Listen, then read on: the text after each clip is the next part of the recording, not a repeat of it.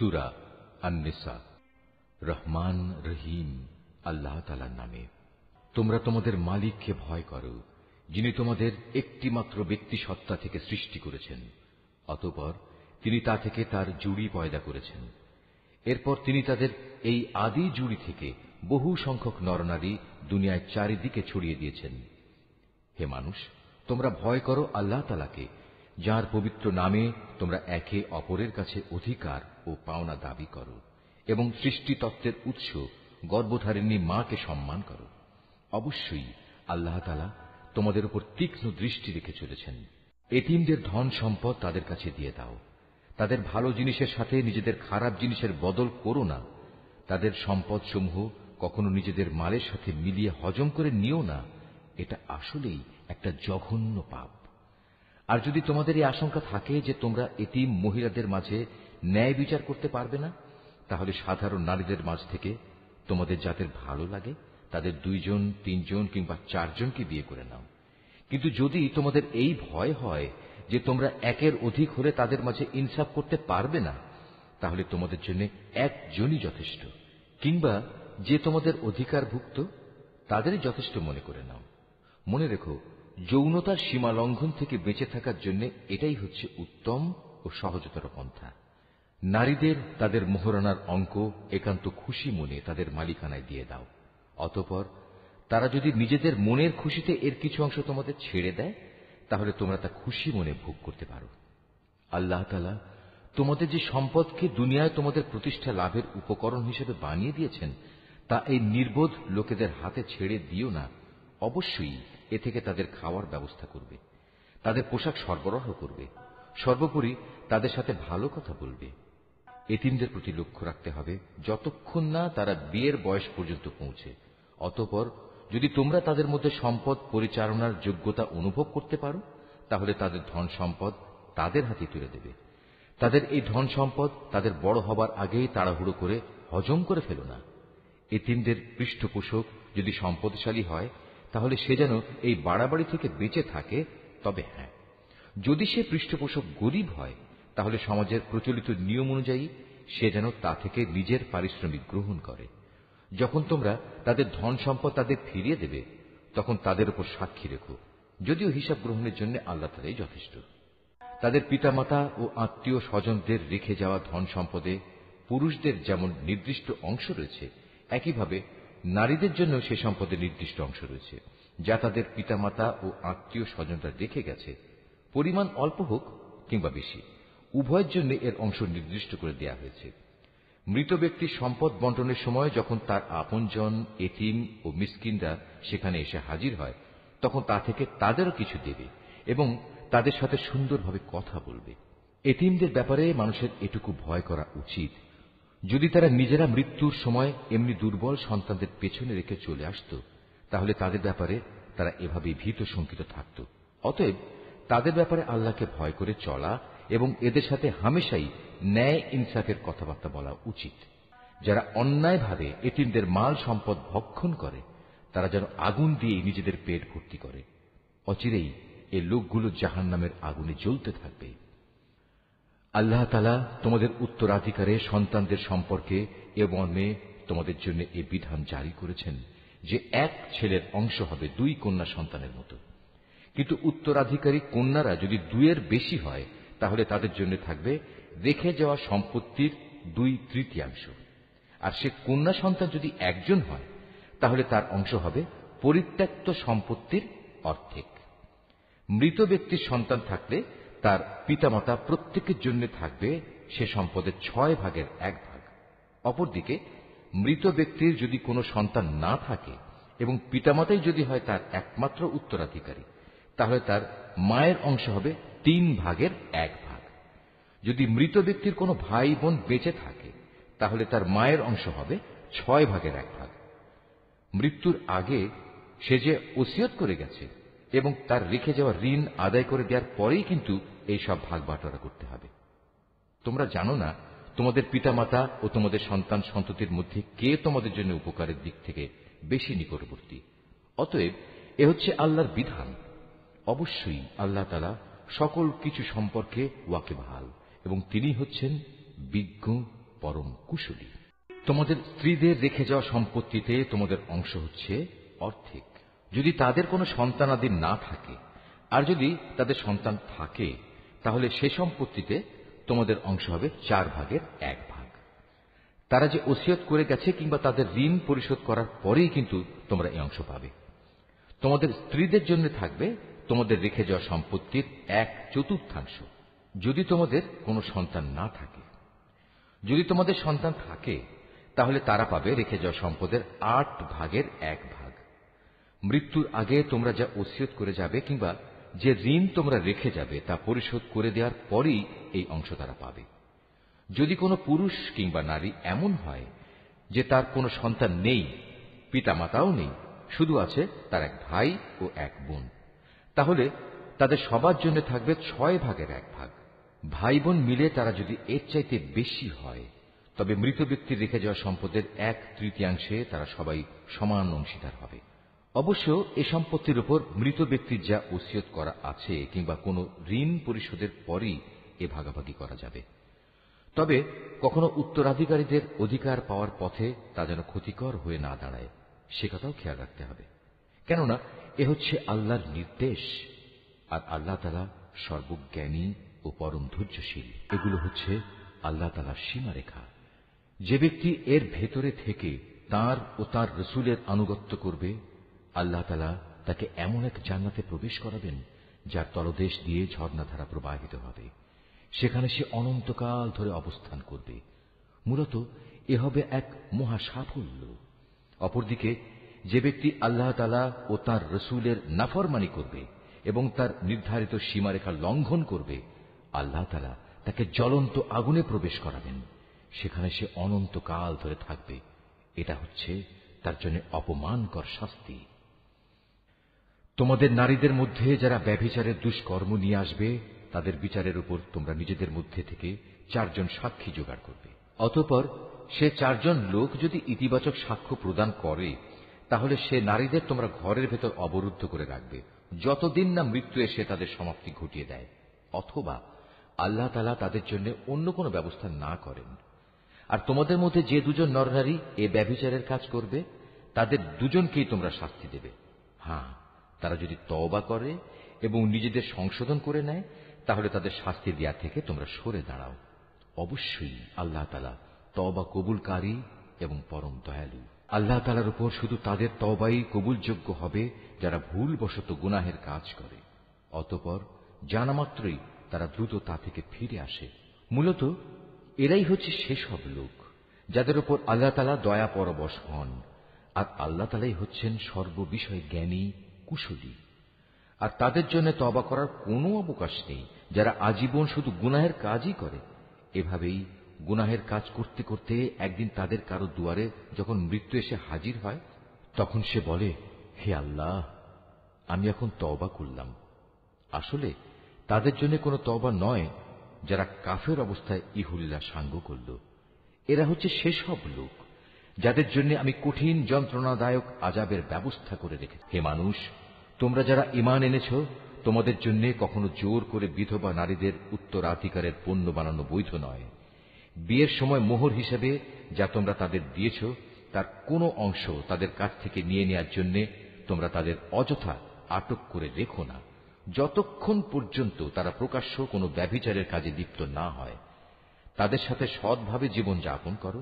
এমনকি তোমরা যদি তাদের পছন্দ নাও করো, এমনও তো হতে পারে যা কিছু তোমরা পছন্দ করো না, তার মধ্যেই আল্লাহ তাআলা তোমাদের জন্য অফুরন্ত কল্যাণ নিহিত রেখে দিয়েছেন। আর যদি তোমরা এক স্ত্রীকে আরেকজন স্ত্রী দ্বারা বদল করার সংকল্প করেই নাও, তাহলে মোহর হিসেবে বিপুল পরিমাণ সোনাদানা দিলেও তার কোনো অংশ তোমরা তার কাছ থেকে ফেরত নিও না। তোমরা কি তাদের উপর মিথ্যা অপবাদ দিয়ে ও সুস্পষ্ট পাপাচার করে তা ফেরত নিতে চাচ্ছ? তোমরা মোহরানার সে অংশটুকু ফেরত নেবেই বা কি করে? অথচ বিভিন্নভাবে তোমরা তো একে অপরের স্বাদ গ্রহণ করেছ। তাছাড়া এর মাধ্যমে তারা তোমাদের কাছ থেকে বিয়ে বন্ধনের পাকাপাকি একটা প্রতিশ্রুতিও আদায় করে নিয়েছিল, যা তোমরা ভেঙে দিয়েছ। নারীদের মধ্যে থেকে যাদের তোমাদের পিতামহরা বিয়ে করেছে, তাদের তোমরা কখনো বিয়ে করো না। হ্যাঁ, এই নির্দেশ আসার আগে যা হয়ে গেছে তা তো হয়েই গেছে। এটি আসলেই ছিল এক অশ্লীল নির্লজ্জ কাজ এবং খুবই ঘৃণ্য ও নিকৃষ্ট আচরণ। বিয়ের জন্য তোমাদের উপর হারাম করে দেয়া হয়েছে তোমাদের মা, তোমাদের মেয়ে, তোমাদের বোন, তোমাদের ফুপু, তোমাদের খালা, ভাইদের মেয়ে, বোনদের মেয়ে। আরো হারাম করা হয়েছে সেসব মা যারা তোমাদের বুকের দুধ খাইয়েছে, তোমাদের দুধ খাওয়া সাথী বোন, তোমাদের স্ত্রীদের মা, তোমাদের স্ত্রীদের মাঝে যাদের সাথে তোমরা সহবাস করেছ, তাদের আগের স্বামীর ঔরসজাত মেয়েরা যারা তোমাদের অভিভাবকত্বে রয়েছে। অবশ্য যদি তাদের সাথে তোমাদের শুধু বিয়ে হয়ে থাকে কিন্তু তোমরা কখনো তাদের সাথে সহবাস করোনি, তাহলে তাদের আগের স্বামীর মেয়েদের বিয়ে করায় তোমাদের জন্য কোনো দোষ নেই। তোমাদের জন্য তোমাদের নিজেদের ঔরসজাত ছেলেদের স্ত্রীদের হারাম করা হয়েছে। উপরন্তু বিয়ের জন্য তোমাদের উপর দুই বোনকে একত্র করাও হারাম করা হয়েছে। তবে যা কিছু এর আগে সংগঠিত হয়ে গেছে তা তো হয়েই গেছে। সে ব্যাপারে অবশ্যই আল্লাহ তাআলা বড়ই ক্ষমাশীল ও একান্ত দয়াবান। নারীদের মাঝে আগে থেকেই বিয়ের দুর্গে অবস্থানকারীদেরও তোমাদের জন্য হারাম করা হয়েছে। তবে যেসব নারী যুদ্ধবন্দী হয়ে তোমাদের অধিকারে এসে পড়েছে তারা ব্যতীত। এ হচ্ছে বিয়ের ব্যাপারে তোমাদের উপর আল্লাহ তাআলার বিধান। এর বাইরে যেসব নারী রয়েছে তাদের তোমাদের জন্য এ শর্তে হালাল করা হয়েছে যে তোমরা বিয়ের জন্য একটি নির্দিষ্ট পরিমাণ মোহরের বিনিময়ে আদায় করে দেবে এবং তোমরা বিয়ের সংরক্ষিত দুর্গে অবস্থান করবে। তোমরা অবাধ যৌন স্পৃহা পূরণে নিয়োজিত হবে না। অতঃপর তাদের মধ্যে যাদের তোমরা এর মাধ্যমে উপভোগ করবে তাদের মোহরের বিনিময়ে ফরজ হিসেবে আদায় করে দাও। অবশ্য একবার এ মোহর নির্ধারিত হয়ে যাওয়ার পর যে পরিমাণের উপর তোমরা উভয় একমত হও তাতে কোনো দোষের কিছু নেই। নিশ্চয়ই আল্লাহ তাআলা সর্বজ্ঞ, কুশলী। আর তোমাদের মধ্যে যে ব্যক্তির স্বাধীন ও সম্ভ্রান্ত কোনো ঈমানদার নারীকে বিয়ে করার আর্থিক ও সামাজিক সামর্থ্য না থাকে, তাহলে সে যেন তোমাদের অধিকারভুক্ত কোনো ঈমানদার নারীকে বিয়ে করে নেয়। তোমাদের ঈমানের অবস্থা সম্পর্কে তো আল্লাহ তাআলা সম্যক অবগত আছেন। ঈমানের মাপকাঠিতে তোমরা তো একই রকম। অতঃপর তোমরা তাদের অধিকারভুক্তদের অভিভাবকদের অনুমতি নিয়ে বিয়ে করো এবং ন্যায় ইনসাফ ভিত্তিক তাদের যথার্থ মোহরানা দিয়ে দাও। এর উদ্দেশ্য হচ্ছে তারা যেন বিয়ের দুর্গে সুরক্ষিত হয়ে যায়, স্বেচ্ছাচারিণী হয়ে পর পুরুষকে আনন্দ দানের কাজে নিয়োজিত না থাকে। অতঃপর যখন তাদের বিয়ের দুর্গে অবস্থান করে দেয়া হল, তখন যদি তারা ব্যভিচারে লিপ্ত হয় তখন তাদের উপর আরোপিত শাস্তির পরিমাণ কিন্তু বিয়ের দুর্গে অবস্থানকারিণী স্বাধীন সম্ভ্রান্ত নারীদের উপর আরোপিত শাস্তির অর্ধেক। তোমাদের মধ্যে যাদের ব্যভিচারে লিপ্ত হবার আশঙ্কা থাকবে শুধু তাদের জন্যই এই রেয়াতটুকু দেয়া হয়েছে। কিন্তু তোমরা যদি ধৈর্য ধারণ করতে পারো অবশ্যই তা তোমাদের জন্য কল্যাণকর এবং আল্লাহ তাআলা একান্ত ক্ষমাপরায়ণ ও পরম দয়ালু। আল্লাহ তাআলা তাঁর বাণীসমূহ তোমাদের কাছে খুলে খুলে বলে দিতে চান এবং তিনি তোমাদের পূর্ববর্তী পুণ্যবান মানুষদের পথে পরিচালিত করতে চান। আর এর মাধ্যমে আল্লাহ তাআলা তোমাদের ক্ষমা অনুগ্রহ করতে চান। আল্লাহ তাআলা সর্বজ্ঞ, কুশলী। আল্লাহ তাআলা তোমাদের উপর ক্ষমা পরবশ হবেন। অপরদিকে যারা নিজেদের পাশবিক লালসার অনুসরণ করে তারা চায় তোমরা সে ক্ষমার পথ থেকে বহুদূরে নিক্ষিপ্ত হয়ে গোমরা থেকে যাও। আল্লাহ তাআলা তোমাদের উপর থেকে বিধিনিষেধের বোঝা লঘু করে তোমাদের জীবন সহজ করে দিতে চান, কেননা মানুষকে অত্যন্ত দুর্বল করে পয়দা করা হয়েছে। হে মানুষ, তোমরা যারা ঈমান এনেছ, কখনো তোমরা একে অপরের ধন সম্পত্তি অন্যায়ভাবে গ্রাস করো না।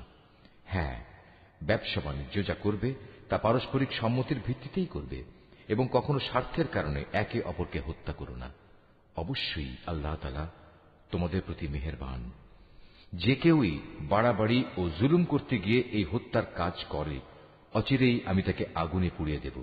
আর আল্লাহর পক্ষে এ কাজ একেবারেই সহজ, মোটেই কঠিন কিছু নয়। যদি তোমরা সে সমস্ত বড় বড় গুনাহ থেকে বেঁচে থাকো যা থেকে বেঁচে থাকার জন্য তোমাদের নির্দেশ দেওয়া হয়েছে, তাহলে তোমাদের ছোটখাটো গুনাহ আমি এমনিই তোমাদের হিসাব থেকে মুছে দেব এবং অত্যন্ত সম্মানজনক স্থানে আমি তোমাদের পৌঁছে দেব। আল্লাহ তাআলা তোমাদের একজনের তুলনায় আরেকজনকে যা কিছু বেশি দান করেছেন তোমরা তা পাওয়ার লালসা করো না। যা কিছু পুরুষরা উপার্জন করল তা তাদেরই অংশ হবে, আবার নারী যা কিছু অর্জন করল তাও হবে তাদেরই অংশ। তোমরা আল্লাহ তাআলার কাছ থেকে তাঁর অনুগ্রহ পাওয়ার জন্য প্রার্থনা করো। অবশ্যই আল্লাহ তাআলা প্রতিটি বিষয় সম্পর্কে সম্যক ওয়াকেবহাল রয়েছেন। পিতামাতা ও আত্মীয় স্বজনের রেখে যাওয়া সম্পত্তিতে আমি সবার জন্যই অভিভাবক নিযুক্ত করে রেখেছি। যাদের সাথে তোমাদের কোনো চুক্তি কিংবা অঙ্গীকার রয়েছে তাদের পাওনা পুরোপুরি আদায় করে দেবে। আল্লাহ তাআলা অবশ্যই প্রতিটি বিষয়ের উপর সাক্ষী হয়ে আছেন। পুরুষরা হচ্ছে নারীদের কাজকর্মের উপর প্রহরী, তত্ত্বাবধায়ক। কারণ আল্লাহ তাআলা এদের একজনকে আরেকজনের উপর কিছু বিশেষ মর্যাদা প্রদান করেছেন। পুরুষের এই মর্যাদার একটি বিশেষ কারণ হচ্ছে প্রধানত তারাই দাম্পত্য জীবনের জন্য নিজেদের অর্থ সম্পদ ব্যয় করে। অতএব সতীসাধ্যী নারী হবে একান্ত অনুগত। পুরুষদের অনুপস্থিতিতে তারা স্বয়ং আল্লাহর তত্ত্বাবধানে থেকে নিজেদের ইজ্জত, আব্রু ও অন্যান্য সব অদেখা কিছুর রক্ষণাবেক্ষণ করবে। আর যখন কোনো নারীর অবাধ্যতার ঔদ্ধত্যের ব্যাপারে তোমরা আশঙ্কা করো, তখন তোমরা তাদের ভালো কথার উপদেশ দাও। তা কার্যকর না হলে তাদের সাথে একই বিছানায় থাকা ছেড়ে দাও। তাতেও যদি তারা ভালো না হয়, তাহলে চূড়ান্ত ব্যবস্থা হিসেবে তাদের মৃদু প্রহার করো। তবে যদি তারা এমনিই অনুগত হয়ে যায়, তাহলে তাদের খামোখা কষ্ট দেওয়ার জন্য অজুহাত খুঁজে বেরিও না। অবশ্যই আল্লাহ তাআলা সর্বশ্রেষ্ঠ ও সবার চাইতে মহান। আর যদি তাদের স্বামী স্ত্রী এ দুজনের মাঝে বিচ্ছেদের আশঙ্কা দেখা দেয়, তাহলে তার পক্ষ থেকে একজন সালিস এবং তার স্ত্রীর পক্ষ থেকে একজন সালিস নিযুক্ত করো। আসলে উভয়ে যদি নিজেদের নিষ্পত্তি চায়, তাহলে আল্লাহ তাআলা তাদের পুনরায় মীমাংসায় পৌঁছার তৌফিক দেবেন। আল্লাহ তাআলা নিশ্চয়ই সম্যক জ্ঞানী, সর্ববিষয়ে ওয়াকিবহাল। তোমরা এক আল্লাহ তাআলার ইবাদত করো, কোনো কিছুকেই তার সাথে অংশীদার বানিও না, এবং পিতামাতার সাথে ভালো ব্যবহার করো। আরো যারা তোমাদের ঘনিষ্ঠ আত্মীয়, এতিম, মিসকিন, আত্মীয় প্রতিবেশী, অনাত্মীয় প্রতিবেশী, তোমার পথচারীর সঙ্গী ও তোমার অধিকারভুক্ত দাস দাসী, তাদের সবার সাথেও ভালো ব্যবহার করো। অবশ্যই আল্লাহ তাআলা এমন মানুষকে কখনো পছন্দ করেন না যে অহংকারী ও দাম্ভিক। আল্লাহ তাআলা এমন ধরনের লোকদেরও ভালোবাসেন না যারা নিজেরা যেমন কার্পণ্য করে তেমনি অন্যদেরও কার্পণ্য করার আদেশ করে। তাছাড়া আল্লাহ তাআলা তাদের যা কিছু ধন সম্পদের অনুগ্রহ দান করেছেন তারা তা লুকিয়ে রাখে। আমি কাফেরদের জন্য এক লাঞ্ছনাদায়ক শাস্তির ব্যবস্থা করে রেখেছি। আল্লাহ তাআলা তাদেরও পছন্দ করেন না যারা লোক দেখানোর উদ্দেশ্যে নিজেদের ধন সম্পদ ব্যয় করে। তারা আল্লাহ তাআলা এবং শেষ বিচারের দিনকেও বিশ্বাস করে না। আর শয়তান যদি কোনো ব্যক্তির সাথী হয়, তাহলে বুঝতে হবে সে বড়ই খারাপ সাথী পেল। কি দুর্যোগ তাদের উপর দিয়ে বয়ে যেত যদি তারা শয়তানকে সাথী বানানোর বদলে আল্লাহ তাআলার উপর ঈমান আনত এবং ঈমান আনত পরকাল দিবসের উপর। সর্বোপরি আল্লাহ তাআলা তাদের যা কিছু দান করেছেন তা থেকে তারা খরচ করত। বস্তুত আল্লাহ তাআলা তাদের কাজকর্ম সম্পর্কে ভালোভাবেই ওয়াকিবহাল রয়েছেন।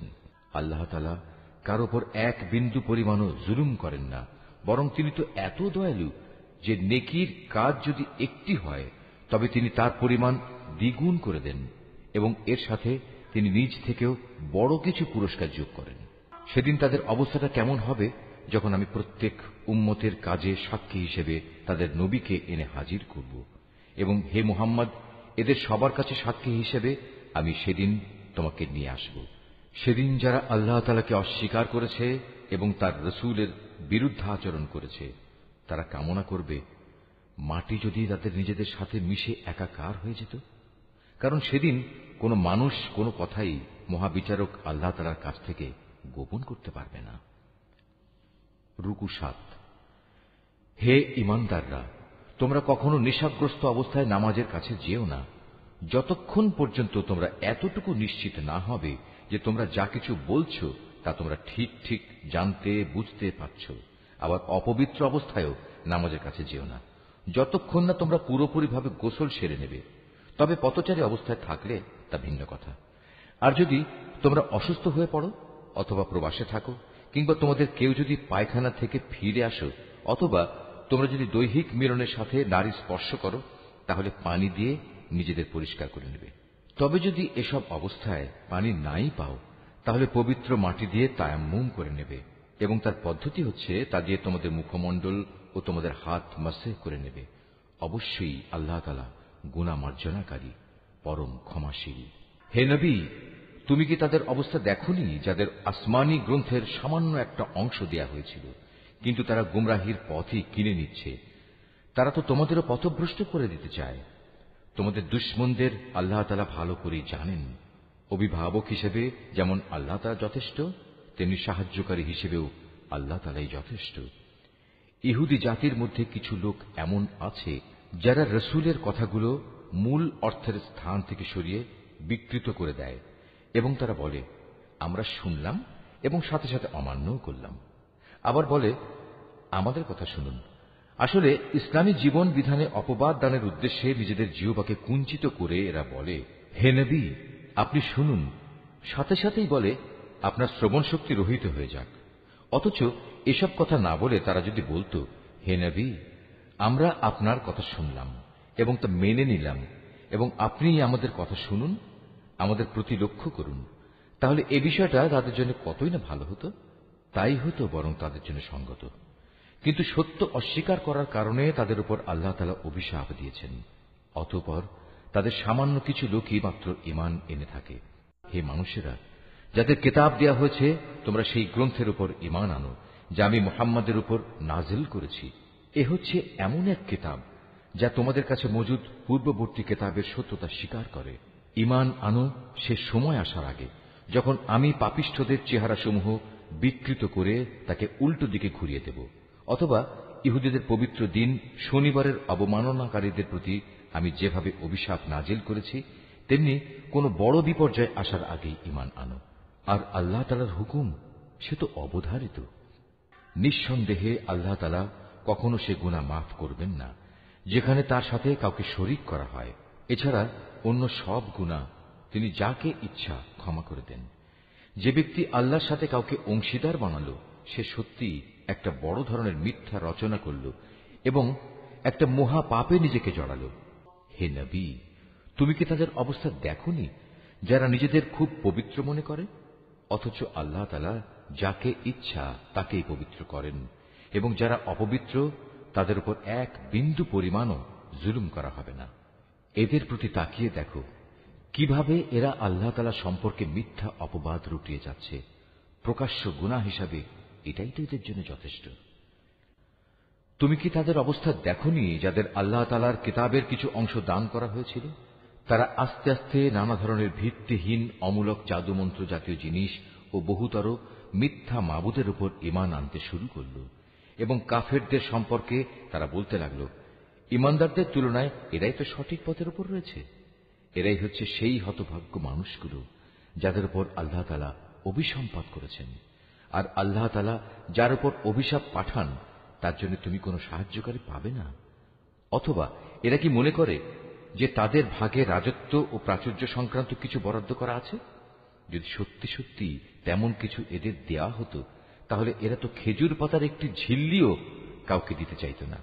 অথবা এরা কি অন্যান্য মানব সন্তানদের ব্যাপারে হিংসা বিদ্বেষ পোষণ করে, যাদের আল্লাহ তাআলা নিজস্ব ভান্ডার থেকে জ্ঞান, কৌশল ও রাজনৈতিক ক্ষমতা দান করেছেন? অথচ আমি তো ইব্রাহিমের বংশধরদেরও আমার গ্রন্থ ও সেই গ্রন্থলব্ধ জ্ঞান বিজ্ঞান দান করেছিলাম। এর সাথে আমি তাদের এক বিশাল পরিমাণ রাজত্বও দান করেছিলাম। কিন্তু তাদের মধ্যে অল্প কিছু লোকই তার উপর ঈমান এনেছে, আবার কেউ কেউ তার থেকে মুখ ফিরিয়ে নিয়েছে। এদের পুড়িয়ে দেওয়ার জন্য জাহান্নামই যথেষ্ট। যারা আমার আয়াতসমূহ অস্বীকার করেছে তাদের আমি অচিরেই জাহান্নামের আগুনে পুড়িয়ে দেব।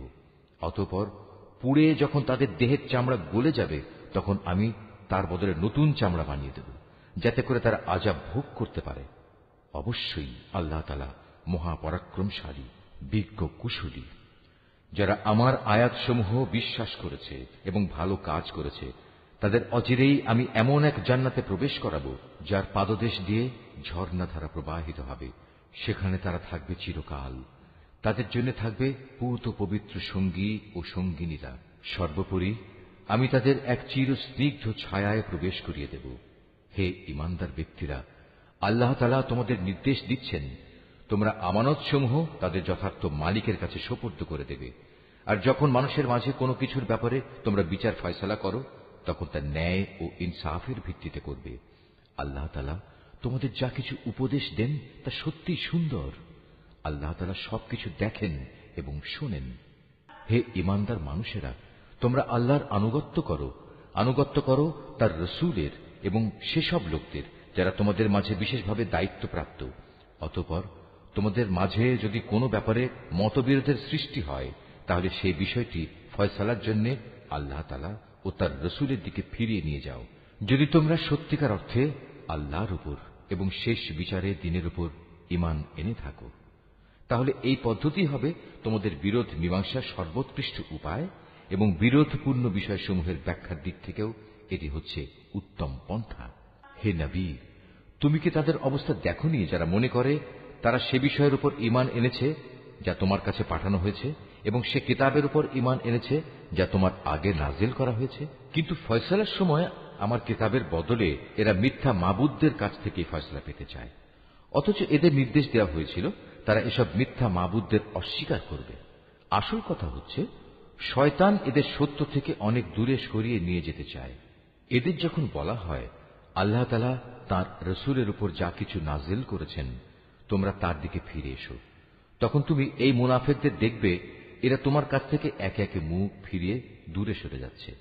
অতঃপর তাদের কৃতকর্মের কারণে যখন তাদের উপর কোনো বিপদ মুসিবত এসে পড়ে, তখন এদের অবস্থাটা কি হয় দেখেছ?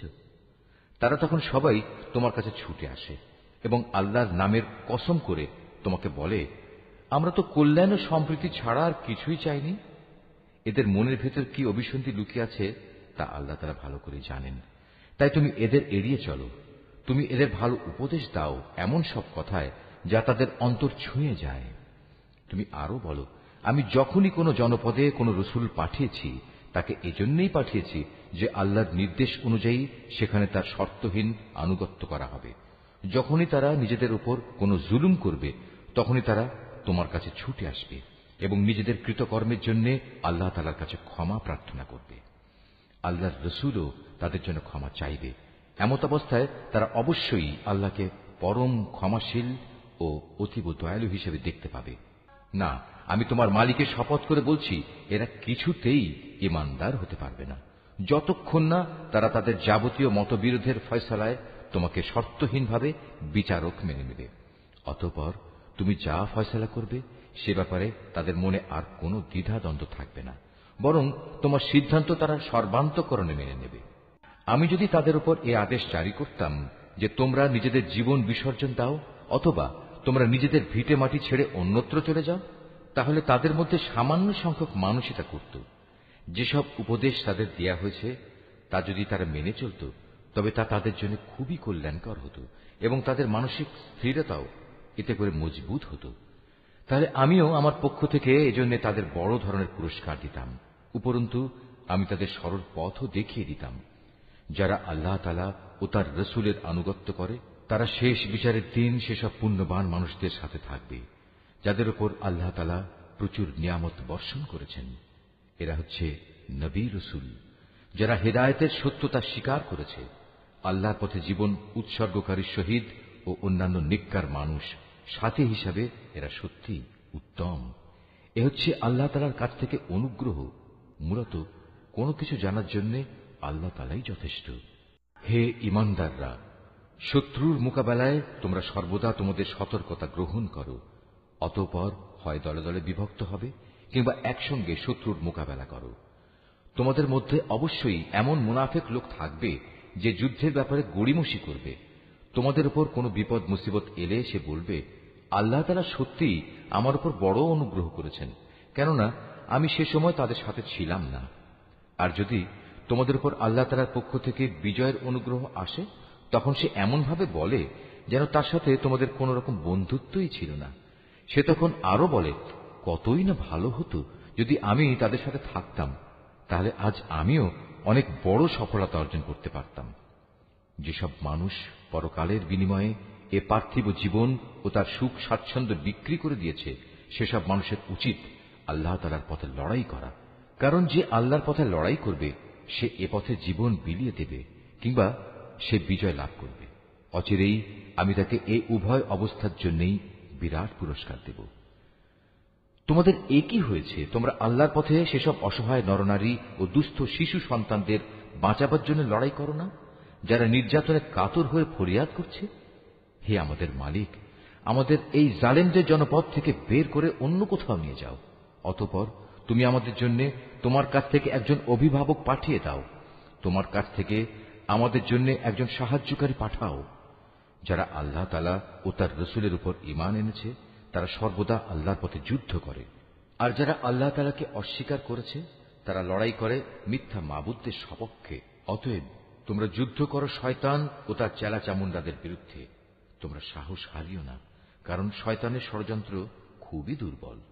হে নবী, তুমি কি তাদের অবস্থা দেখোনি যাদের প্রথম দিকে যখন বলা হয়েছিল তোমরা আপাতত লড়াই থেকে নিজেদের হাত গুটিয়ে রাখো, এখন নামাজ প্রতিষ্ঠা করো এবং যাকাত প্রদান করো।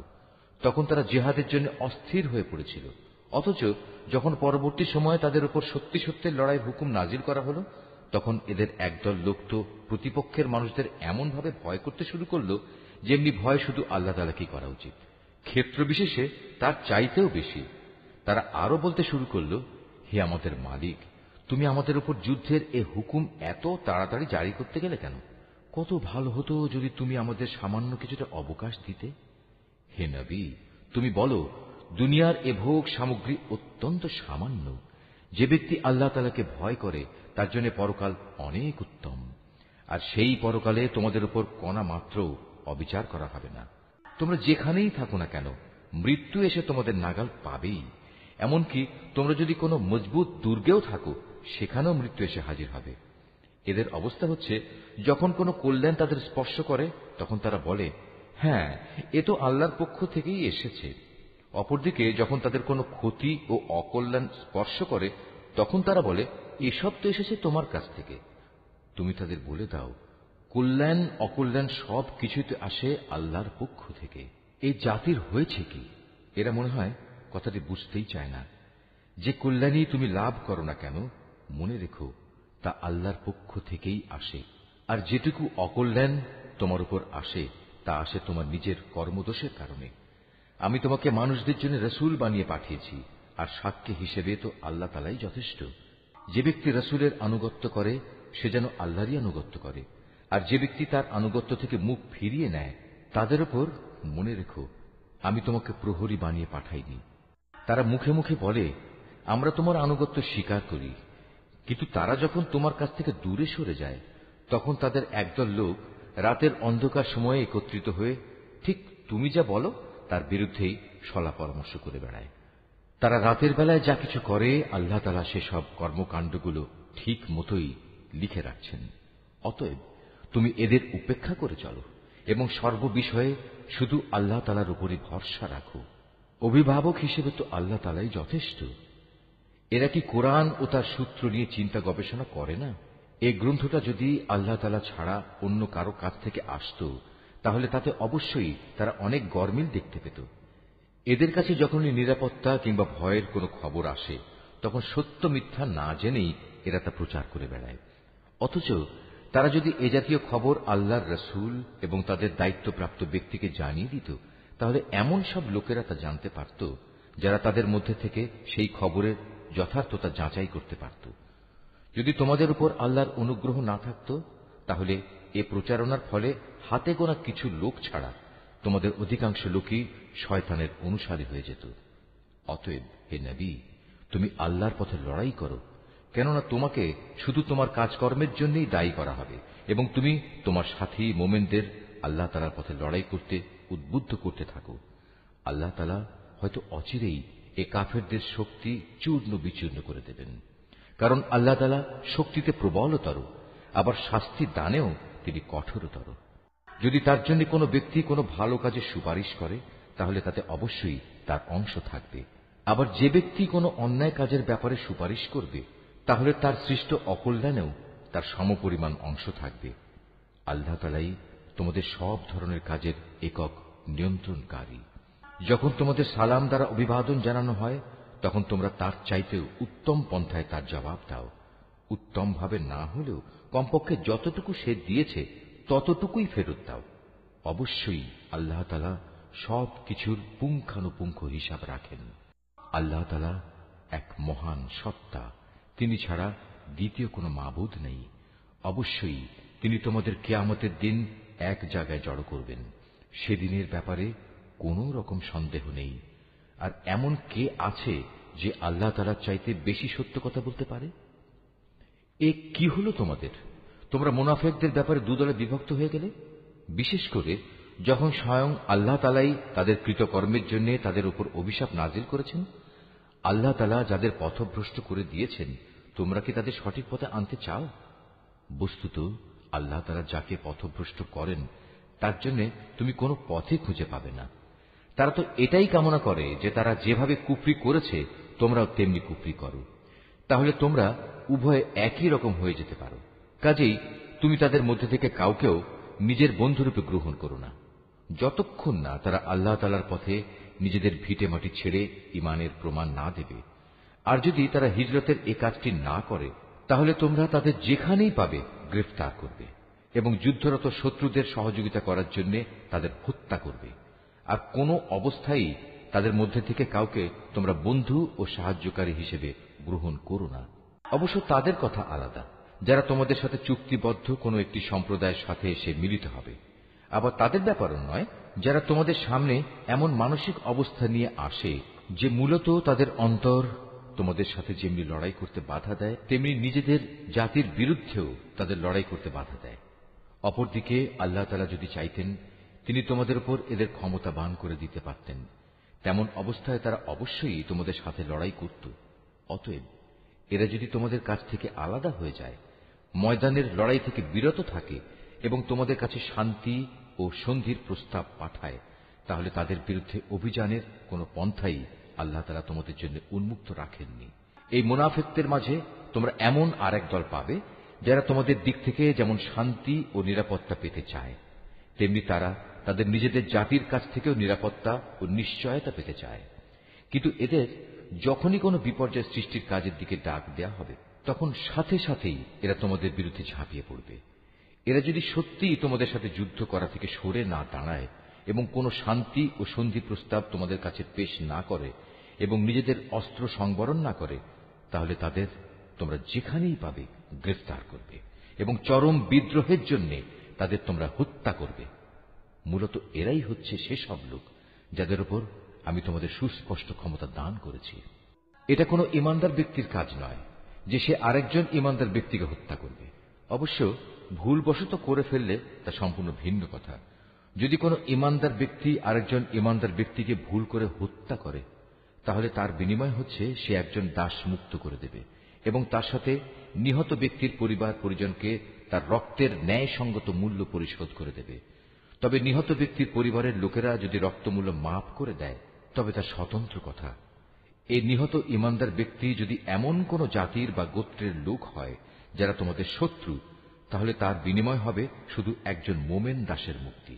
অপরদিকে নিহত ব্যক্তি যদি এমন এক সম্প্রদায়ের কেউ হয়ে থাকে যাদের সাথে তোমাদের কোনো সন্ধি চুক্তি বলবৎ আছে, তবে তার রক্তের মূল্য আদায় করা ও একজন ইমানদার দাসের মুক্তিও অপরিহার্য। যে ব্যক্তি মুক্ত করার জন্য কোনো দাস পাবে না, তার বিধান হচ্ছে ক্রমাগত 2 মাসের রোজা রাখা। এ হচ্ছে আল্লাহ তাআলার পক্ষ থেকে মানুষের তওবা কবুল করানোর ব্যবস্থা মাত্র। বস্তুত আল্লাহ তাআলা সর্বজ্ঞ, কুশলী। যে ব্যক্তি ইচ্ছাকৃতভাবে কোনো ইমানদার ব্যক্তিকে হত্যা করবে, তার শাস্তি হচ্ছে জাহান্নাম। সেখানে সে অনন্তকাল ধরে পড়ে থাকবে। আল্লাহ তাআলা তার উপর ভয়ানক রুষ্ট, তাকে তিনি লানত দেন। আল্লাহ তাআলা তার জন্য যন্ত্রণাদায়ক আযাব প্রস্তুত করে রেখেছেন। হে ঈমানদার ব্যক্তিরা, তোমরা যখন আল্লাহ তাআলার পথে জিহাদের রাস্তায় বের হবে, তখন বিচার বুদ্ধি প্রয়োগ করবে। কোন ব্যক্তি কিংবা সম্প্রদায় যখন তোমাদের সামনে শান্তি ও সন্ধির প্রস্তাব পেশ করে, তখন কিছু বৈষয়িক ধন সম্পদের প্রত্যাশায় তাকে তোমরা বলো না যে না, তুমি ঈমানদার নও। আসলে আল্লাহ তাআলার কাছে অনায়াসলভ্য সম্পদ প্রচুর রয়েছে, সম্পদের প্রচুর ভাণ্ডার পড়ে আছে। আগে তোমরাও ছিলে এমনি, অতঃপর আল্লাহ তাআলা তোমাদের উপর অনুগ্রহ করেছেন। কাজেই তোমরা বিষয়টি যাচাই বাছাই করে নিও। তোমরা যা কিছুই করো, আল্লাহ তাআলা সে ব্যাপারে সম্যক অবগত আছেন। মোমেনদের মাঝে যারা কোন রকম শারীরিক পঙ্গুত্ব ও অক্ষমতা না থাকা সত্ত্বেও বসে থেকেছে, আর যারা নিজেদের জান ও মাল দিয়ে আল্লাহ তাআলার পথে জিহাদে অবতীর্ণ হয়েছে, এরা উভয়ে কখনো সমান নয়। ঘরে বসে থাকা লোকদের তুলনায় ময়দানের মুজাহিদদের, যারা নিজেদের জান মাল দিয়ে আল্লাহ তাআলার পথে জিহাদ করেছে, আল্লাহ তাআলা তাদের উঁচু মর্যাদা দান করেছেন। জিহাদ তখনও ফরজ ঘোষিত না হওয়ায় এদের সবার জন্য আল্লাহ তাআলা উত্তম পুরস্কারের ওয়াদা করেছেন। কিন্তু এটা ঠিক, আল্লাহ তাআলা ঘরে বসে থাকা লোকদের উপর সংগ্রামরত ময়দানের মুজাহিদদের অনেক শ্রেষ্ঠত্ব দান করেছেন। এই মর্যাদা দেয়া হয়েছে স্বয়ং আল্লাহ তাআলার পক্ষ থেকেই। এর সাথে রয়েছে তার ক্ষমা ও দয়া। মূলত আল্লাহ তাআলা বড় ক্ষমাশীল ও অতীব দয়ালু। যারা নিজেদের উপর জুলুম করেছিল তাদের প্রাণ কেড়ে নেওয়ার সময় মওতের ফেরেশতারা যখন তাদের জিজ্ঞেস করবে, বলতো এর আগে সেখানে তোমরা কিভাবে ছিলে? তারা বলবে, আমরা দুনিয়ায় দুর্বল ও অক্ষম ছিলাম। ফেরেশতারা বলবে, কেন তোমাদের জন্য আল্লাহর এই জমিন কি প্রশস্ত ছিল না? তোমরা ইচ্ছে করলে যেখানে চলে যেতে পারতে। আসলে এরা হচ্ছে অপরাধী। এরা হচ্ছে সেসব লোক যাদের আবাসস্থল হচ্ছে জাহান্নাম, আর তা কত নিকৃষ্টতম আবাস। তবে সেসব নারী পুরুষ ও শিশু সন্তান যাদের হিজরত করার মতো শারীরিক শক্তি ছিল না, কোথাও যাওয়ার কোনো উপকরণ ছিল না, তাদের কথা আলাদা। এরা হচ্ছে সেসব মানুষ আল্লাহ তাআলা সম্ভবত যাদের মাফ করে দেবেন। অবশ্যই আল্লাহ তাআলা গুনাহ মোচনকারী ও পরম ক্ষমাশীল। আর যে কেউই আল্লাহ তাআলার পথে হিজরত করবে সে অচিরেই আল্লাহ তাআলার জমিনে প্রশস্ত জায়গা ও অগণিত ধন সম্পদ পেয়ে যাবে। যখন কোনো ব্যক্তি আল্লাহ তাআলা ও তার রাসূলের উদ্দেশ্যে হিজরত করার জন্য নিজ বাড়ি থেকে বের হয় এবং এমতাবস্থায় মৃত্যু এসে তাকে গ্রাস করে নেয়, তাহলে তার সে অপূর্ণ হিজরতের পুরস্কার দেওয়ার দায়িত্ব আল্লাহ তাআলার উপর। আল্লাহ তাআলা বড় ক্ষমাশীল ও পরম দয়ালু। তোমরা যখন সফরে বের হবে তখন তোমাদের যদি এ আশঙ্কা থাকে যে কাফেররা নামাজের সময় আক্রমণ করে তোমাদের বিপদগ্রস্ত করে ফেলবে, তাহলে সে অবস্থায় তোমরা যদি তোমাদের নামাজ সংক্ষিপ্ত করে নাও তাতে তোমাদের কোনোই দোষ নেই। নিঃসন্দেহে কাফেররা হচ্ছে তোমাদের প্রকাশ্যতম দুশমন। হে নবী, তুমি যখন মুসলমানদের মাঝে অবস্থান করবে এবং যুদ্ধাবস্থায় যখন তুমি তাদের ইমামতির জন্য নামাজে দাঁড়াবে, তখন যেন তাদের একদল লোক তোমার সাথে নামাজে দাঁড়ায় এবং তারা যেন তাদের অস্ত্র সাথে নিয়ে সতর্ক থাকে। অতঃপর তারা যখন নামাজের সাজদা সম্পন্ন করে নেবে তখন তারা তোমাদের পেছনে থাকবে। দ্বিতীয় দল যারা নামাজ তখনও পড়েনি তারা তোমার সাথে এসে নামাজ আদায় করবে, কিন্তু সর্বাবস্থায় তারা যেন সতর্কতা অবলম্বন করে এবং সশস্ত্র অবস্থায় থাকে। কারণ কাফেররা তো এই সুযোগটুকুই চায় যে যদি তোমরা তোমাদের মাল সামানা ও অস্ত্রশস্ত্র সম্পর্কে একটু অসাবধান হয়ে যাও, যাতে তারা তোমাদের উপর আকস্মিকভাবে ঝাঁপিয়ে পড়তে পারে। অবশ্য অতিরিক্ত বৃষ্টি বাদলের জন্য যদি তোমাদের কষ্ট হয় কিংবা শারীরিকভাবে তোমরা যদি অসুস্থ হও, তাহলে কিছুক্ষণের জন্য তোমরা অস্ত্র রেখে দিতে পারো। কিন্তু অস্ত্র রেখে দিলেও তোমরা কিন্তু নিজেদের সাবধানতা বজায় রাখবে। অবশ্যই আল্লাহ তাআলা কাফেরদের জন্য এক অপমানকর আযাব নির্দিষ্ট করে রেখেছেন। অতঃপর তোমরা যখন নামাজ শেষ করে নেবে তখন দাঁড়িয়ে, বসে এবং শুয়ে তথা সর্বাবস্থায় আল্লাহ তাআলাকে স্মরণ করতে থাকবে। এরপর যখন তোমরা পুরোপুরি স্বস্তি বোধ করবে তখন যথারীতি নামাজ আদায় করবে। অবশ্যই নামাজ ঈমানদারদের উপর সুনির্দিষ্ট সময়ের সাথেই ফরজ করা হয়েছে। কোন শত্রু দলের পেছনে ধাওয়া করার সময় তোমরা বিন্দু মাত্র মনোবল হারিও না।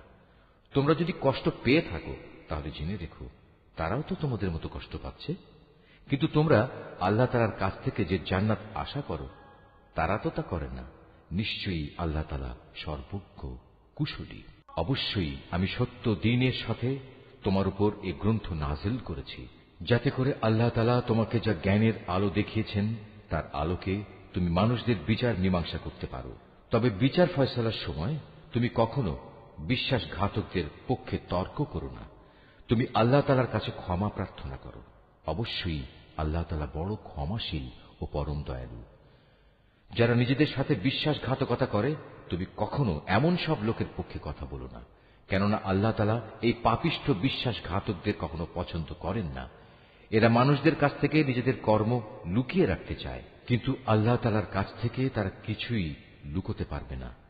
আল্লাহ তাআলা তো হচ্ছেন সেই মহান সত্তা যিনি রাতের অন্ধকারে তিনি যেসব কথা বা কাজ পছন্দ করেন না এমন সব বিষয়ে যখন এরা সলা পরামর্শ করে তখনও তিনি তাদের সাথেই থাকেন। এরা যা কিছু করে তা সম্পূর্ণ আল্লাহ তাআলার জ্ঞানের পরিধির আওতাধীন। হ্যাঁ, এরাই হচ্ছে সেসব লোক যাদের সঠিক ঘটনা না জানার কারণে দুনিয়ার জীবনে তোমরা যাদের পক্ষে তর্ক করেছ, কিন্তু কিয়ামতের দিনে আল্লাহ তাআলার সামনে কে তাদের পক্ষে কথা বলবে, কিংবা সেদিন কে তাদের উপর অভিভাবক হবে? যে ব্যক্তি গুনাহের কাজ করে অথবা গুনাহ করে নিজের উপর নিজেই অবিচার করে, অতঃপর এজন্য যখন সে আল্লাহ তাআলার কাছে ক্ষমা প্রার্থনা করে, তখন সে অবশ্যই আল্লাহ তাআলাকে পরম ক্ষমাশীল ও অতীব দয়ালু হিসেবে পাবে।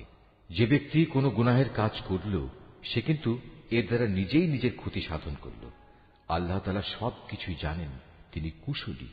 যে ব্যক্তি একটি অন্যায় কিংবা পাপ কাজ করল, কিন্তু সে দোষ চাপিয়ে দিল একজন নির্দোষ ব্যক্তির ওপর, এ কাজের ফলে সে প্রকারান্তরে সাংঘাতিক একটা অপবাদ ও জঘন্য গুনাহের বোঝা নিজের ঘাড়ে উঠিয়ে নিল। এ পরিস্থিতিতে যদি তোমার উপর আল্লাহ তাআলার অনুগ্রহ ও দয়া না থাকত, তাহলে এদের একদল লোক তো তোমাকে প্রায় ভুল পথে পরিচালিত করেই ফেলেছিল। যদিও তারা এই আচরণ দিয়ে তাদের নিজেদের ছাড়া অন্য কাউকেই পথভ্রষ্ট করতে পারছিল না।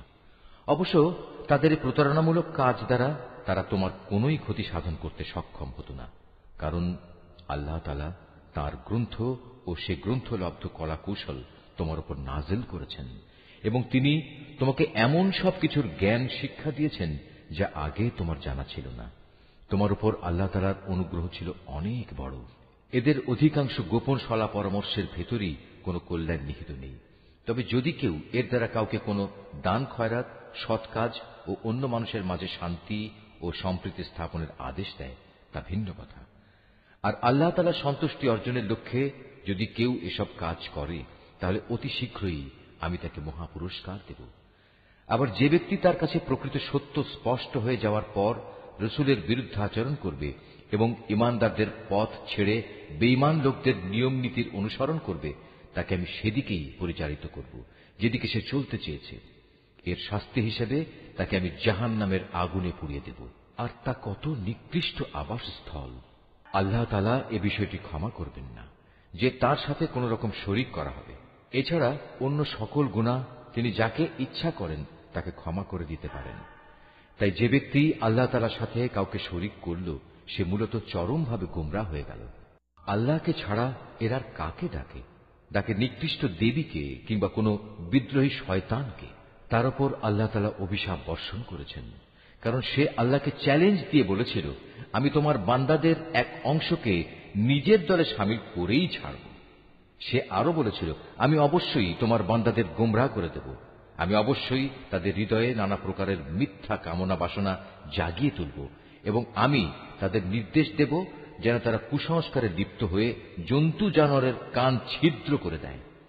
আমি তাদের আরো নির্দেশ দেব যেন তারা আল্লাহ তাআলার সৃষ্টিকে বিকৃত করে দেয়।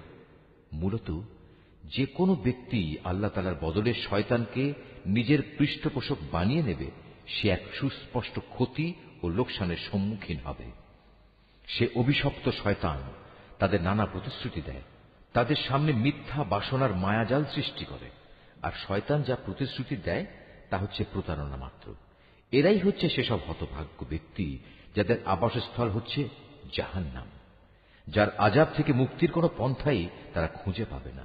অপরদিকে যারা শয়তানের প্রতিশ্রুতি উপেক্ষা করে আল্লাহ তাআলার উপর ঈমান আনবে এবং ভালো কাজ করবে, তাদের আমি অচিরেই এমন এক জান্নাতে প্রবেশ করাবো যার তলদেশ দিয়ে ঝর্ণাধারা বইতে থাকবে।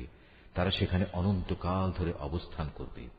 আল্লাহর ওয়াদা সত্য, আর আল্লাহর চাইতে বেশি সত্য কথা কে বলতে পারে? মানুষের ভালো মন্দ যেমনি তোমাদের খেয়াল খুশির সাথে জড়িত নয়, তেমনি তা আহলে কিতাবদের খেয়াল খুশির সাথেও সম্পৃক্ত নয়। আসল কথা হচ্ছে, যে ব্যক্তি কোনো গুনাহের কাজ করবে তাকে তার প্রতিফল ভোগ করতে হবে, আর এ পাপী ব্যক্তি সেদিন আল্লাহ তাআলা ছাড়া অন্য কাউকেই নিজেদের পৃষ্ঠপোষক ও সাহায্যকারী হিসেবে পাবে না। পক্ষান্তরে যে ব্যক্তি কোনো ভালো কাজ করবে, নর কিংবা নারী, সে যদি ঈমানদার অবস্থায় তা সম্পাদন করে, তাহলে সে এবং তার মতো সব লোক অবশ্যই জান্নাতে প্রবেশ করবে। পুরস্কার দেওয়ার সময় তাদের উপর বিন্দু মাত্র অবিচার করা হবে না। তার চাইতে উত্তম জীবন বিধান আর কার হতে পারে যে আল্লাহ তাআলার নির্দেশের সামনে মাথা নত করে দেয়?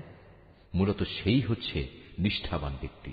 তদুপরি সে নিষ্ঠার সাথে ইব্রাহিমের আদর্শ মেনে চলে, আর আল্লাহ তাআলা ইব্রাহিমকে স্বীয় বন্ধুরূপে গ্রহণ করেছেন। আসমান ও জমিনে যা কিছু আছে তার সবকিছুই আল্লাহ তাআলার জন্য, আর আল্লাহ তাআলা তাঁর ক্ষমতা দিয়ে সবকিছুই পরিবেষ্টন করে আছেন। হে নবী, তারা তোমার কাছে নারীদের ব্যাপারে সিদ্ধান্ত জানতে চায়। তুমি তাদের বলো, আল্লাহ তাআলা তাদের ব্যাপারে তোমাদের জানিয়ে দিচ্ছেন তা সেই এতিম নারীদের সম্পর্কিত ব্যাপার, আর এ কিতাব থেকে যা কিছু তোমাদের উপর পঠিত হচ্ছে। আল্লাহ তাআলা তাদের জন্য যেসব অধিকার দান করেছেন যা তোমরা আদায় করতে চাও না, অথচ তোমরা তাদের বিয়ে ঠিকই করতে চাও। অসহায় শিশু সন্তান ও এতিমদের ব্যাপারে তোমাদের বলা হচ্ছে তোমরা যেন সুবিচার কায়েম করো। তোমরা যেটুকু সৎ কাজই করো, আল্লাহ তাআলা তার সবকিছু সম্পর্কেই সম্যকভাবে অবহিত রয়েছেন। যদি কোনো স্ত্রীলোক তার স্বামীর কাছ থেকে দুর্ব্যবহার কিংবা অবজ্ঞার আশঙ্কা করে, তাহলে সে অবস্থায় পারস্পরিক ভালোর জন্য আপোষ নিষ্পত্তি করে নিলে তাদের উপর এতে কোনো দোষ নেই, কারণ সর্বাবস্থায় আপোষ মীমাংসার পন্থাই হচ্ছে উত্তম পন্থা। কিন্তু সমস্যা হচ্ছে, মানুষ আপোষ করতে গেলে লালসার দিকেই বেশি পরিমাণে ধাবিত হয়ে পড়ে।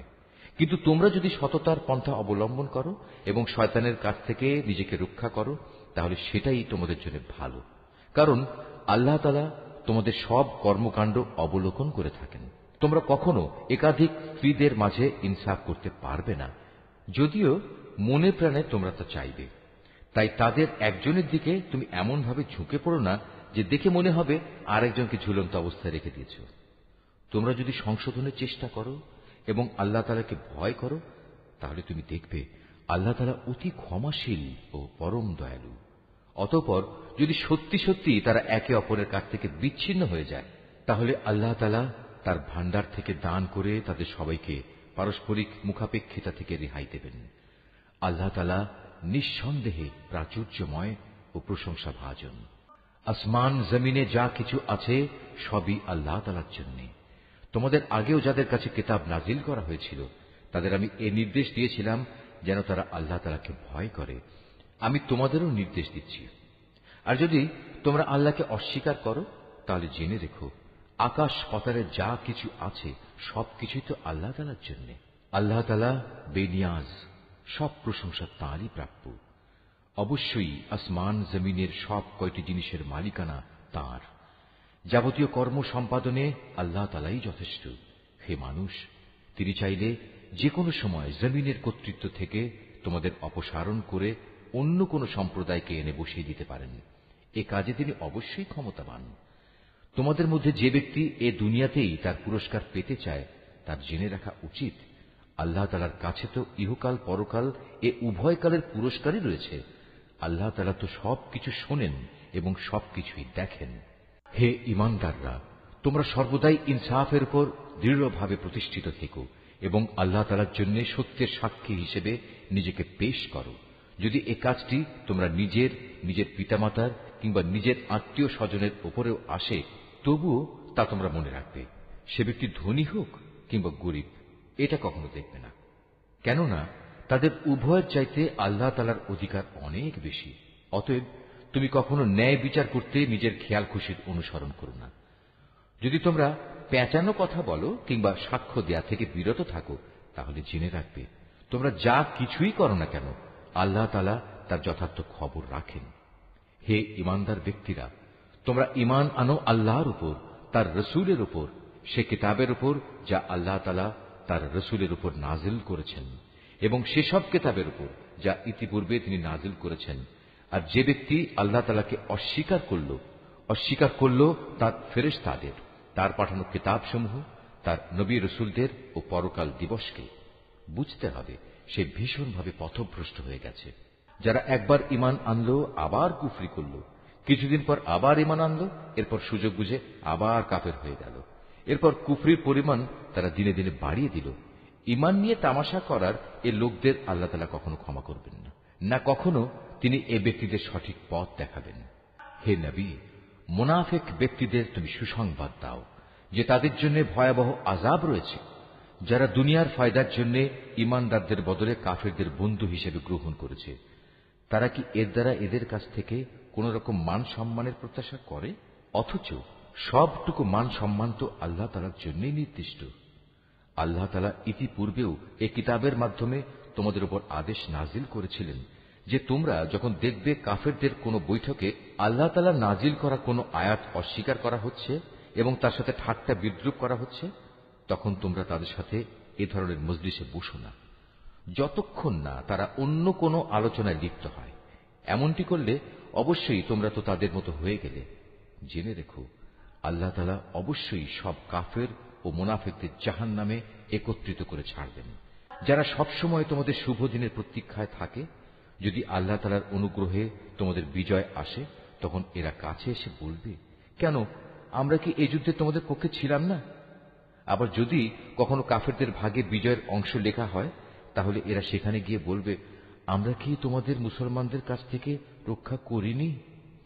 এমন অবস্থায় শেষ বিচারের দিনেই আল্লাহ তাআলা তোমাদের উভয়ের মাঝে ফয়সালা শুনিয়ে দেবেন এবং আল্লাহ তাআলা সেদিন মোমেনদের বিরুদ্ধে এ কাফেরদের কোনো অজুহাত পেশ করার পথ অবশিষ্ট রাখবেন না। অবশ্যই মুনাফিকরা আল্লাহ তাআলাকে ধোঁকা দেয়। মূলত এর মাধ্যমে আল্লাহই তাদের প্রতারণায় ফেলে দিচ্ছেন। এরা যখন নামাজে দাঁড়ায় তখন একান্ত আলস্য ভরেই দাঁড়ায়, আর তাও কেবল লোক দেখানোর জন্যই। এরা আল্লাহ তাআলাকে আসলে কমই স্মরণ করে। এরা কুফরি ও ইমানের এর দুটানায় দোদুল্যমান। এরা না এদিকে না ওদিকে। তুমি সে ব্যক্তিকে কখনো সঠিক পথ দেখাতে পারবে না যাকে আল্লাহ তাআলাই গোমরাহ করে দেন। হে ইমানদার বান্দারা, তোমরা ইমানদার ব্যক্তিদের বাদ দিয়ে কাফেরদের নিজেদের বন্ধুরূপে গ্রহণ করো না। তোমরা কি তাদের বন্ধুরূপে গ্রহণ করে আল্লাহ তাআলার কাছে তোমাদের বিরুদ্ধে কোনো সুস্পষ্ট প্রমাণ তুলে দিতে চাও? এ কাফের ও মুনাফিকরা জাহান্নামের সর্বনিম্ন স্তরে অবস্থান করবে। তুমি সেদিন তাদের জন্য কোনো সাহায্যকারী খুঁজে পাবে না। তবে তাদের কথা আলাদা, যারা তওবা করে এবং পরবর্তী জীবন সংশোধন করে নেয়। আল্লাহ তাআলার রশি শক্ত করে ধরে রাখে এবং একমাত্র আল্লাহ তাআলার উদ্দেশ্যেই স্বীয় জীবন বিধান একনিষ্ঠ করে নেবে। এসব লোকেরা অবশ্যই সেদিন বিশ্বাসী বান্দাদের সাথে অবস্থান করবে। আর অচিরেই আল্লাহ তাআলা তার ঈমানদার বান্দাদের বড় ধরনের পুরস্কার দেবেন।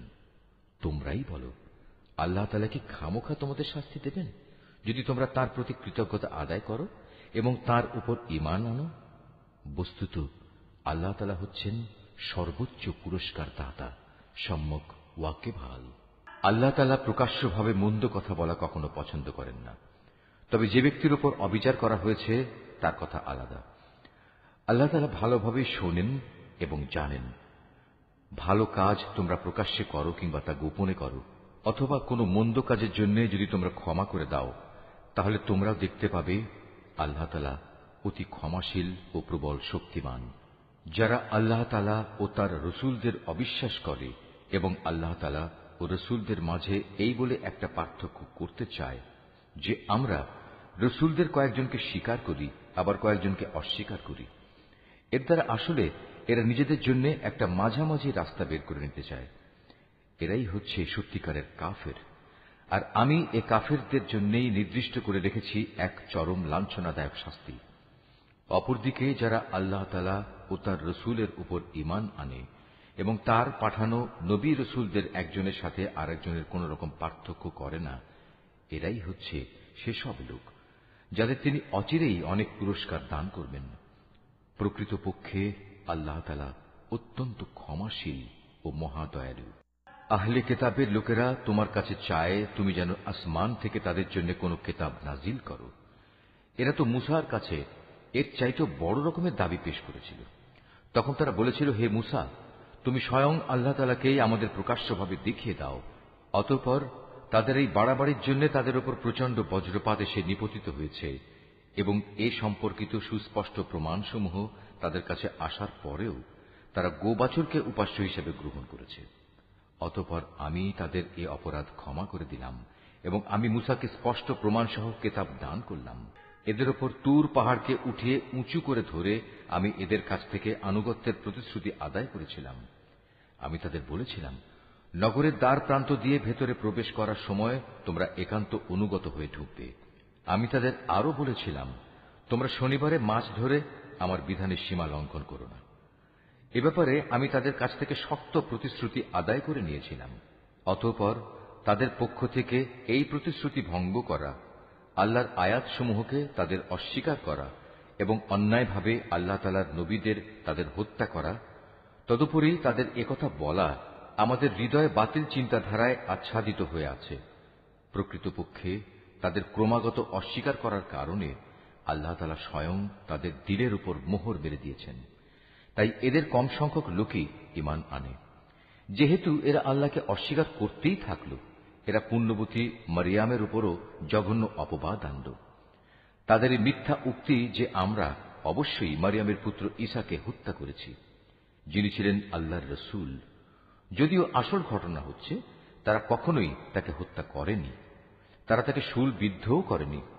মূলত তাদের কাছে ধাঁধার কারণে এমনই একটা কিছু মনে হয়েছিল। তাদের মাঝে যারা সঠিক ঘটনা না জানার কারণে তার ব্যাপারে মতবিরোধ করেছিল, তারাও এতে করে সন্দেহে পড়ে গেল। এ ব্যাপারে তাদের অনুমানের অনুসরণ করা ছাড়া সঠিক কোনো জ্ঞানই ছিল না। তবে এটুকু নিশ্চিত, তারা তাকে হত্যা করেনি, বরং আসল ঘটনা ছিল আল্লাহ তাআলা তাকে তার নিজের কাছে তুলে নিয়েছেন। আল্লাহ তাআলা মহাপরাক্রমশালী ও মহাপ্রজ্ঞাময়। এই আহলে কেতাবদের মাঝে এমন একজনও থাকবে না যে ব্যক্তি তার মৃত্যুর আগে তার তিরোধান সম্পর্কে আল্লাহ তাআলার এই কথার উপর ঈমান আনবে না। কিয়ামতের দিনে সে নিজেই এদের উপর সাক্ষী হবে। ইহুদিদের বাড়াবাড়ি ও সীমা লঙ্ঘনমূলক আচরণের জন্য এমন অনেক পবিত্র জিনিসও আমি তাদের জন্য হারাম করে দিয়েছিলাম, যেটা তাদের জন্য আগে হালাল ছিল। এটা এই কারণে যে এরা বহু মানুষকে আল্লাহ তাআলার পথ থেকে বিরত রেখেছে। যেহেতু এরা লেনদেনে সুদ গ্রহণ করে, অথচ এদের তা থেকে সুস্পষ্টভাবে নিষেধ করা হয়েছিল, এবং এরা অন্যের মাল সম্পদ ধোঁকা প্রতারণার মাধ্যমে গ্রাস করে। তাদের মধ্যে এসব অপরাধে লিপ্ত কাফেরদের জন্য আমি তাই কঠিন আযাব নির্দিষ্ট করে রেখেছি। কিন্তু তাদের মধ্যে যাদের আবার জ্ঞানের গভীরতা রয়েছে, তারা এবং এমন সব ঈমানদার যারা তোমার উপর যা কিছু নাজিল হয়েছে তার উপর বিশ্বাস করে, সাথে সাথে তোমার পূর্ববর্তী নবী ও রসুলদের উপর যা নাজিল হয়েছে তার উপরও বিশ্বাস করে, নামাজ প্রতিষ্ঠা করে, যাকাত আদায় করে, সর্বোপরি আল্লাহ তাআলা ও শেষ দিনের উপর ঈমান আনে। মূলত এরাই হচ্ছে সেসব সৌভাগ্যবান মানুষ যাদের অচিরেই আমি মহাপুরস্কার দেব। হে নবী, আমি তোমার কাছে আমার ওহী পাঠিয়েছি, যেমনি করে আমি ওহী পাঠিয়েছিলাম নূহ ও তার পরবর্তী নবীদের প্রতি। আমি আরো ওহী পাঠিয়েছিলাম ইব্রাহিম, ইসমাইল, ইসহাক, ইয়াকুব ও তার বংশধরদের কাছে। ওহী পাঠিয়েছি ঈসা, আইয়ুব, ইউনুস, হারুন ও সুলাইমানের কাছেও। অতঃপর আমি দাউদের ওপর জাবুর গ্রন্থ অবতীর্ণ করেছি। রসুলদের মাঝে এমনও অনেকে আছে যাদের কথা ইতিপূর্বে আমি তোমার কাছে বলেছি, কিন্তু এদের মাঝে বহু রসুল এমনও আছে যাদের নাম ঠিকানা কিছুই আমি তোমাকে বলিনি। মুসার সাথে তো আল্লাহ তাআলা কথাও বলেছেন। রসুলরা ছিল জান্নাতের সুসংবাদবাহী ও জাহান্নামের ভয় প্রদর্শনকারী।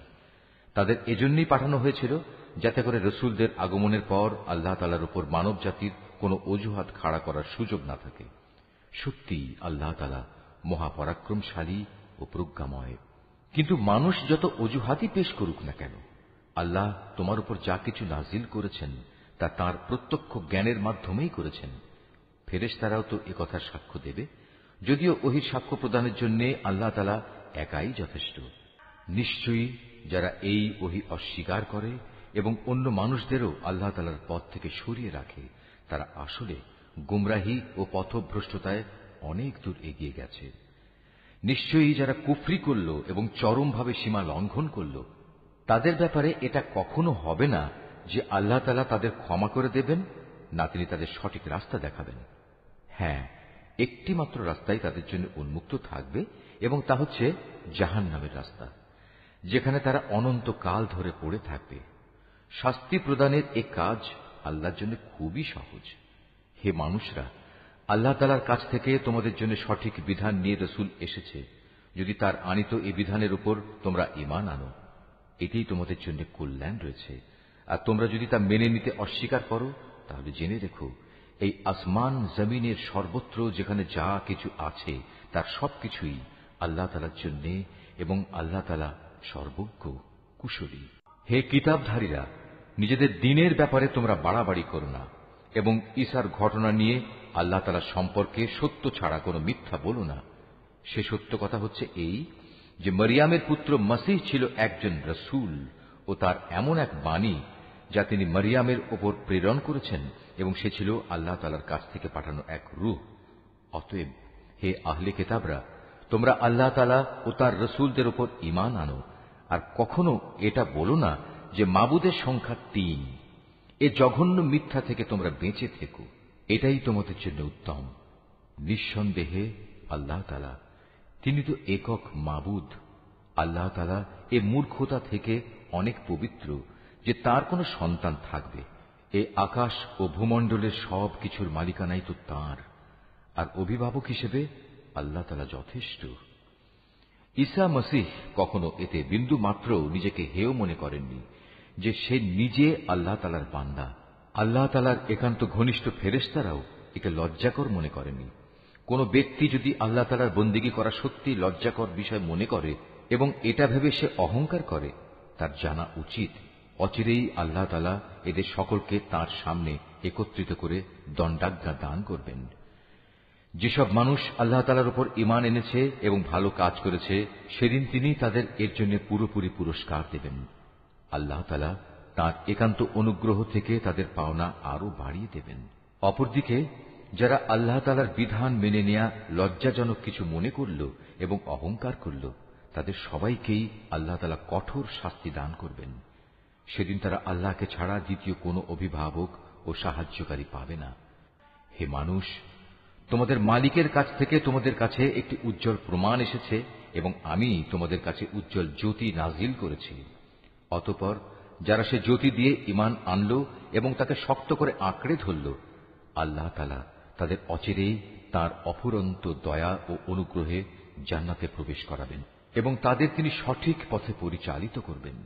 হে নবী, তারা তোমার কাছে বিভিন্ন বিষয়ে ফতোয়া জানতে চায়। তুমি বলো, আল্লাহ তাআলা সে ব্যক্তির উত্তরাধিকার সংক্রান্ত ব্যাপারে তোমাদের তার সিদ্ধান্ত জানাচ্ছেন যার মাতা পিতা কেউই নেই, আবার তার নিজেরও কোনো সন্তান নেই।